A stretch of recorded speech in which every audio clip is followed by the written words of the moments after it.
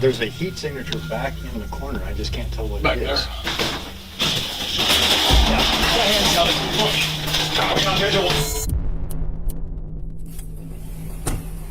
Driver, show us your hands! Can you step back here for me? Michigan cops are in the middle of a statewide manhunt for a dangerous killer believed to be driving this exact car. Why you guys pulled the gun on me is... No, ma'am. What am I doing? There's an ongoing investigation involving that car. I'm gonna let you know what's going on. Taylor is dead. He was there. Dead? Yes.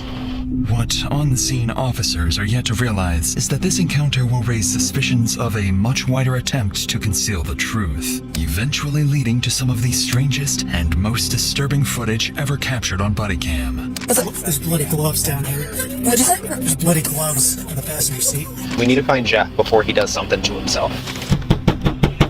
Kalamazoo, please. 66th Avenue, please come to the front door with your hands in the air. It's Saturday, May 20th, in Kalamazoo, Michigan. 28-year-old Taylor Dragicevich has just returned to her mother's apartment with her family. As they head inside, Taylor stays behind in the parking lot. Little does she know, those few seconds alone are about to have devastating consequences. 911, what's address of emergency? My daughter's been attacked. We're in the parking lot. Please, hurry. I don't know what to do. Okay, take a deep breath. I do. Hear me. On the line is Taylor's mother, Cindy, reporting that her daughter has been shot in what appears to be a drive-by shooting. Within seconds, more than a dozen officers rush to the location, knowing the victim could be moments from death and the killer may still be nearby.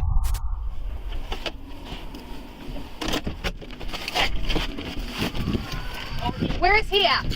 I don't know, he took off that way. Did he run on foot? No, he's stuck on the car. You're hang in there, come on. What's your name? All right. Cindy Dragicevich. Where is she? Where? Her face. Her face. Can you talk to me? Can you talk to me? Apparently took off on foot, 20. Yeah. All right. Can we get a med bag? All right. Taylor, stay with me, please. Come on, Taylor. Please. All right. We will talk to you in a minute. Okay. Body weight push. In the back. 1, 1, 2, 3, start. 30s. Maybe? Yeah. While paramedics work desperately to save Taylor, they quickly realize her injuries aren't gunshot wounds, but multiple stab wounds. With Taylor losing blood fast, she is rushed to Bronson Hospital, while officers at the scene begin the hunt for the attacker. All right, what did you see? Nothing happening. What did you see?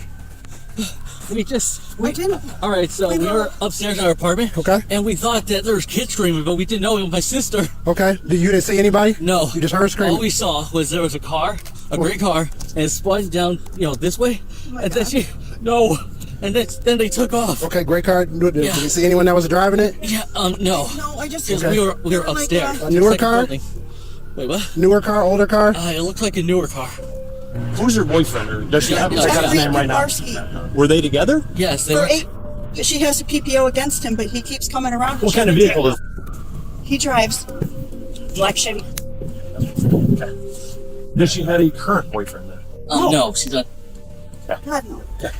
Upon speaking with the family, officers quickly mark her ex-boyfriend Jeffrey as their first potential suspect. Meanwhile, Taylor has just reached the hospital, where doctors work desperately to stop the bleeding.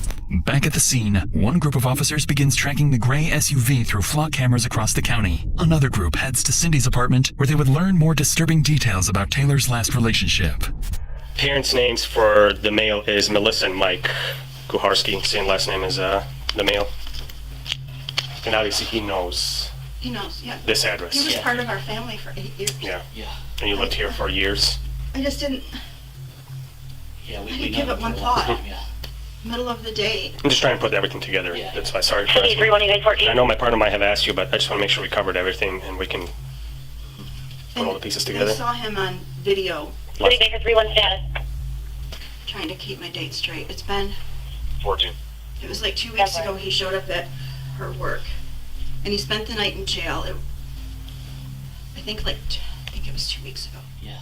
What Cindy just revealed shows Jeffrey's obsession with Taylor had been escalating for months, suggesting this wasn't a spur-of-the-moment attack. With this in mind, police begin reviewing CCTV footage from around Taylor's house, where they would catch their first glimpse of the suspect. Just 10 days earlier, Taylor's home security cameras captured Jeffrey lurking outside her home in the middle of the night. And according to Taylor's mother, he was arrested the following day for violating the personal protection order. But within hours of being released, Jeffrey returns. This time, he appears to be carrying a bag and attempts to make his way inside before something scares him away. By now, detectives know they're dealing with a dangerous stalker, but they have no idea he's about to lead them into one of the strangest standoffs of their careers. And we need to find Jeff before he does something to himself. Come on, man. I just wanted to... Over an hour into the investigation, a critical update comes in over the radio. Flock has successfully picked up the vehicle, and it's registered to an address in Lawton. With Taylor still fighting for her life, deputies rush to the property, believing they've finally caught up to their suspect before he has the chance to flee. But when they arrive, the person who answers the door isn't who they're expecting. Hi, I'm looking for Jeff. Is he around? Why are you looking for my Jeff? Kalamazoo wants to talk to him about something. They asked a couple of us to come out here and try and find him. No, is he home? He's not even here. No. Okay. Do you know where he stays at? He has his apartment. Where's that at? It's in Kalamazoo. I don't know the address. Do you know like the name of the apartment? Like Hidden Hills? Gull Road Apartments. Gull Road Apartments? Okay. Yeah. How long has he lived there? A long time, 5-6 years. Okay. Do you have a phone number for him so I can give it to Kalamazoo so they can get a hold of him? Yep. Okay. Oh. All right. Okay. I appreciate it. Thank you. Thank you. He's not here. 14, you can clear out. He's not here. Essentially tonight will be clear.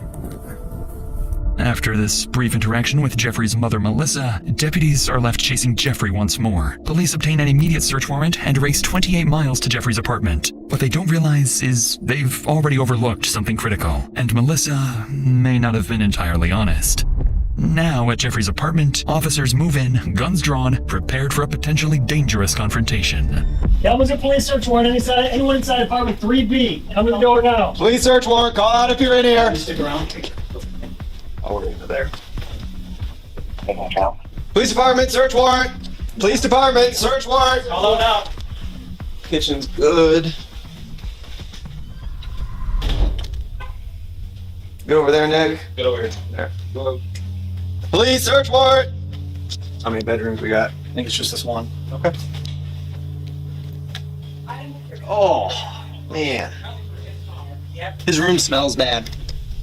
After clearing the entire apartment, Jeffrey is nowhere to be found, leaving investigators back at square one. Unsure of Jeffrey's next move, officers position themselves around Jeffrey's apartment, while other deputies remain outside Melissa's home, prepared to confront Jeffrey if he shows up. However, as officers continue searching for Jeffrey, little do they know, Taylor's condition has just taken a sudden turn, making Jeffrey's capture more critical than ever. But before that update reaches investigators, patrol officers spot the gray SUV traveling between Jeffrey's apartment and Melissa's home. Officers immediately begin coordinating a stop on the vehicle, believing they're closing in on the suspect. But in reality, whoever is behind the wheel is about to pull officers into a far more disturbing side of this investigation.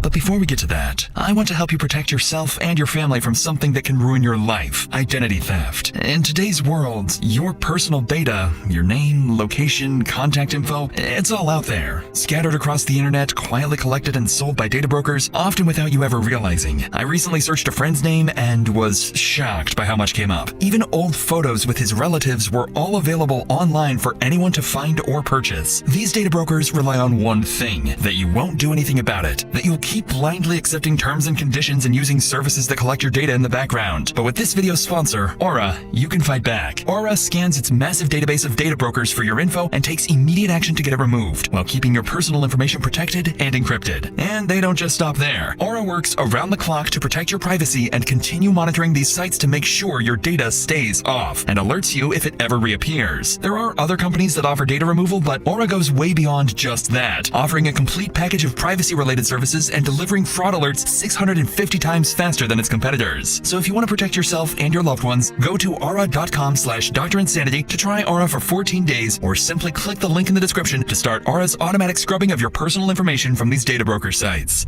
With that said, let's return to the pursuit of Jeffrey's vehicle, where officers are moments away from an encounter they weren't expecting. Hey, one of our deputies is behind that car. Okay, behind the parade. Yep, 26th Street, 63rd Ave will be on the felony stop. Follow that. They're northbound 26th Street, 66th Ave.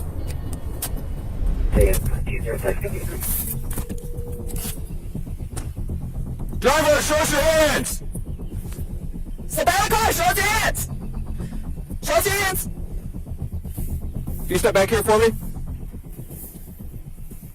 Just keep your hands where you can see them, okay? There's nobody else in the car? Okay.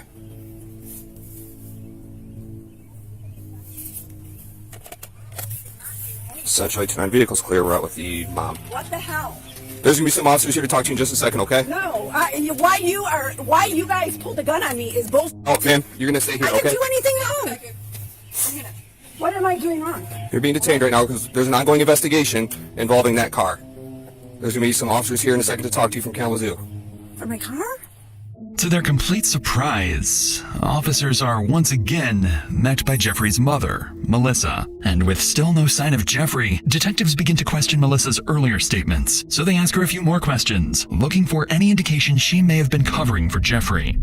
Hi, ma'am. Why did I get a gun pulled on me? I understand. So No, it's bullshit. They both pulled a gun on me. I'm sure you're very worried and frustrated about everything that's gone on. I have no idea what's going on. Allow me to explain everything, okay? We need to talk to Jeff. What brings us out today in Buren County is Jeff and Taylor got into it, and we got to talk to him right away. They got into it. Yes. How did he go to see her or something? Yes. And that is the the problem. restraining order is a bunch of bullshit in the first place because he's never hit her, he's never touched her, he's never done anything to her. Whatever the case is, And he was out there tonight, and that's what we've got to talk to him about. Do you know, is he back at your place? no, Do you know where he's at? no.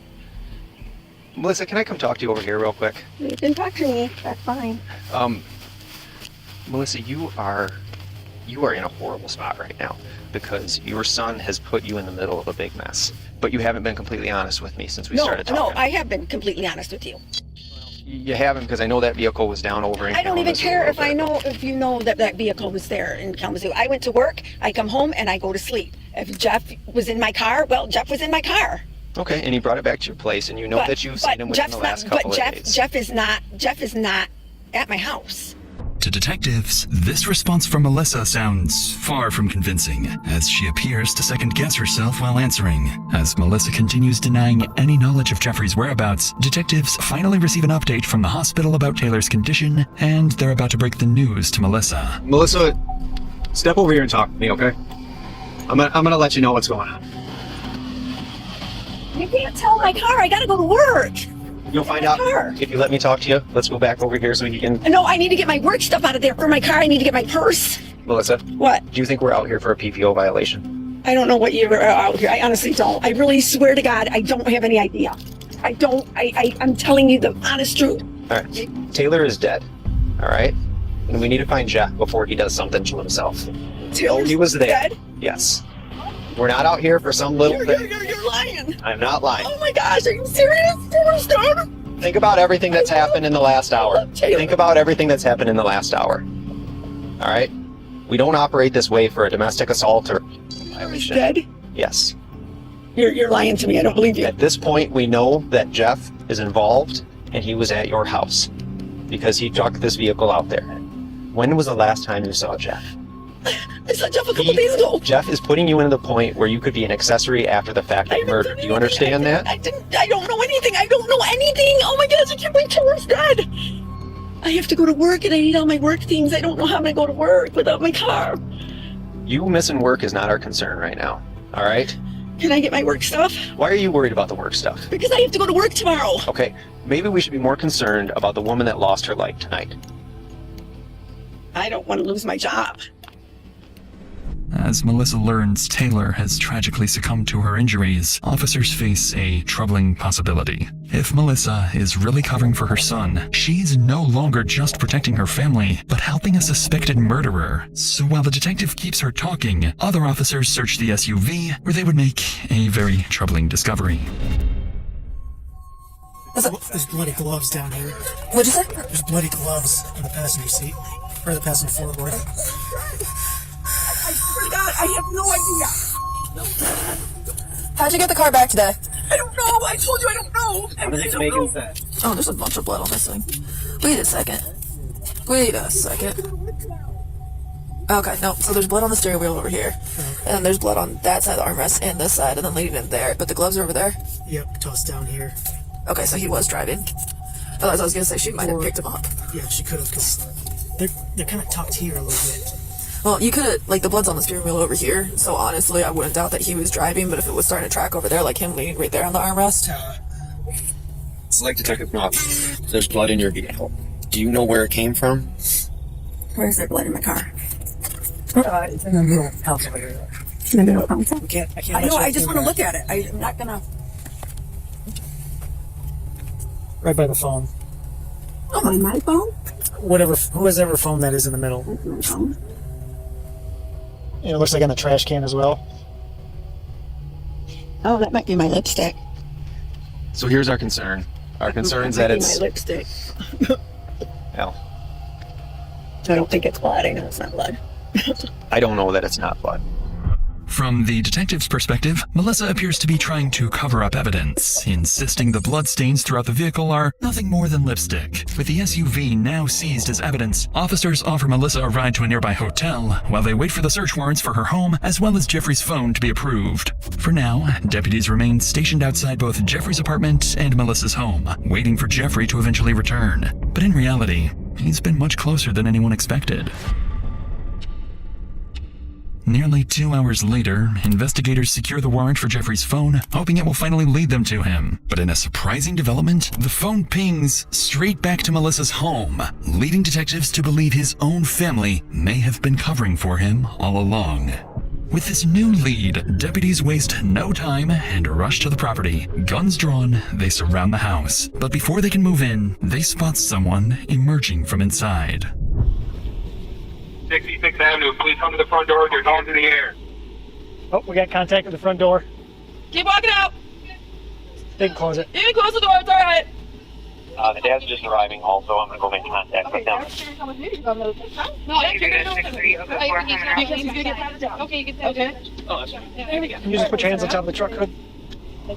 Right away, deputies separate the two individuals who identify themselves as Jeffrey's sister and her boyfriend. With Jeffrey's phone pinging to the very house they just emerged from, deputies believe the couple must know exactly where he's hiding. But as detectives go to speak with them, something about their response would feel off.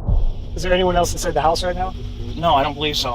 Is Jeff in there? I don't believe so. That's who we're trying to talk to. We'd like to find out his side of the story of what happened earlier today and then make sure he's okay. Okay.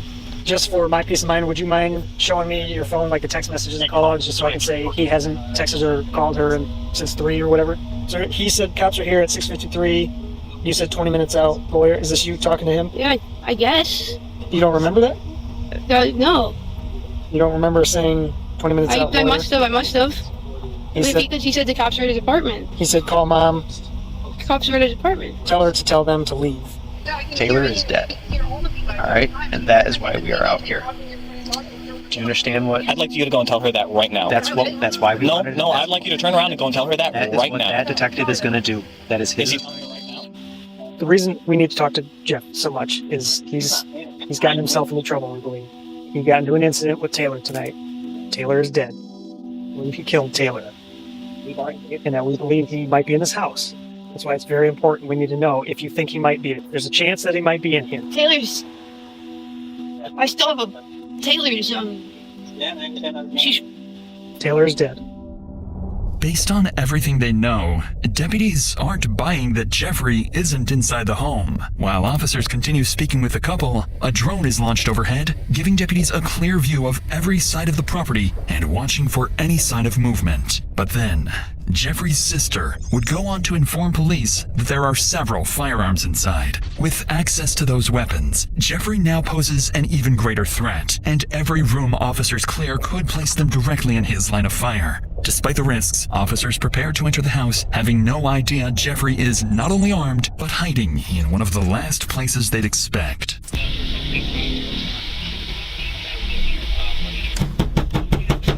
Kalamazoo Police! Anyone inside, come to the front door! Kalamazoo Police! There's a couple cats running around right there. Jeff, if you're inside and you can hear me, come to the front door! Kalamazoo police search warrant. I got the whole downstairs. I'm with you.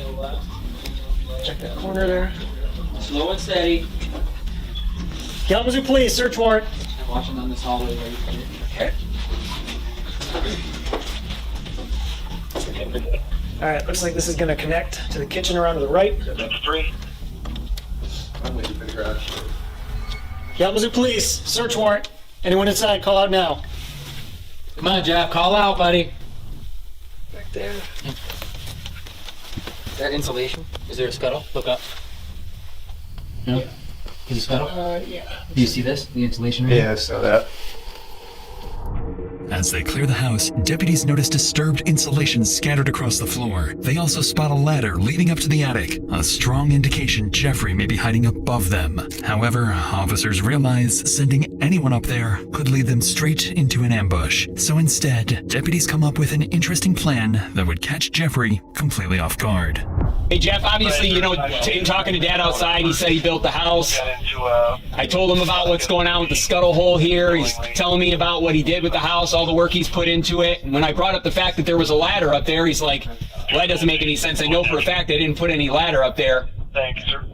Can I just have you come down to the hole and we can get your side of the story about what played out today? You got any more height on it, man? I think there's a little more height. There's a heat signature back in the corner. I just can't tell what Back it there. is. There's a step stool in the garage right there too. Can you angle that light up a little bit more? Or that light can shine further straight? Yeah. I think that's a Can you zoom in on this? Can you turn left a little bit? Yeah, there he is. Yeah, he's up there. Hey Jeff, listen, the light's shining at you right now. Brother, come on, let's just come on down, please, okay? Thank you, brother. I appreciate you, brother. I'm here to talk to you. Just come on down, okay? I'm gonna shut the back door. Come on over to the hole. What direction? I've got me and my detective friend here. Keep it on, keep it where it was, buddy, so I can see him. Hang right a little bit, Jason. Hey, lots. Hey, Keep going, Jason. Right there. Drop. Jeff. Guys, shh. Hey, Jeff. Can you hear me? Listen, brother, I'm looking at you right now. Just come on out. Everything's okay. We'll talk to you about what's going on, okay? But we've got Mom and Dad out here. We really want to make sure you're okay. He's got a knife.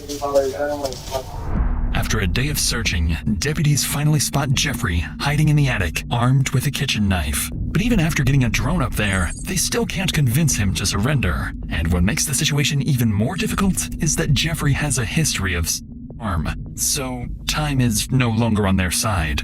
Realizing this, deputies are about to use every tactic available to bring this standoff to an end, even if it means putting their own lives at risk. Jeff? Hey, buddy, whatever in your hand, I want you to drop it, okay? Jeff? Put it all down. Show me your hands. Point your hands towards the camera for me, okay? What's that? Oh, vape? Okay. Vape's okay, man. That's cool. Come on over to the hole, though, okay?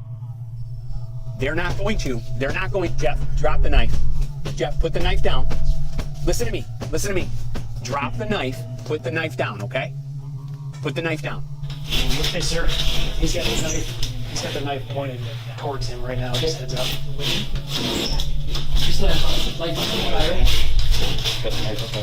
Hang on, he's got the knife by his neck. He's moving away.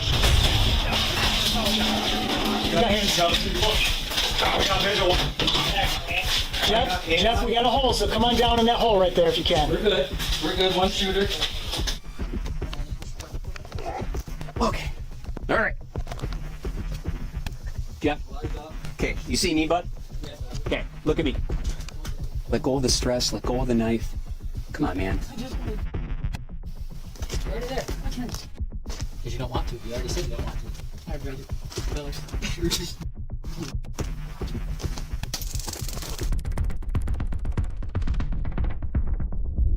You did it. We did it. We're here.